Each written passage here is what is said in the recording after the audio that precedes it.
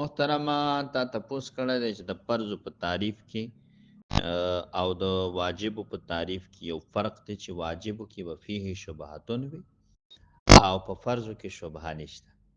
چونکې دا کم نص چې راغلی د نص د فرضو د ثبوت دپاره نو په هغې کې هیڅ قسمه شبهه اشتباه نشته، نه په یو راوي باندې او نه په یو مروي کې، نه په دې روایت کې او نه په د دې روایت په راویانو کې د هیڅ چا څه اختلاف نشته.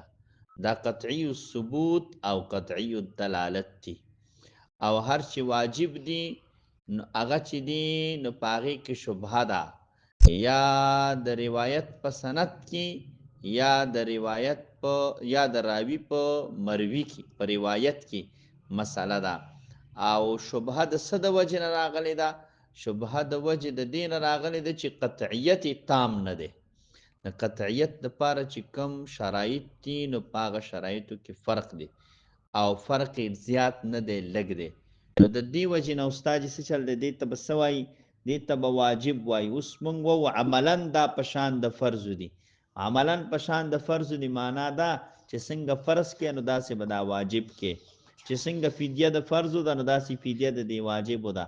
خو اعتقاد عقیده به دې دا نه چې دا فرض دي، ځکه د فرضو په منکر باندې کفر دی او د دې په منکر باندې کفر نشته. دا یو عام فرق علماو ښودلی دی، باقي پکې توجیحات بیا شته دی.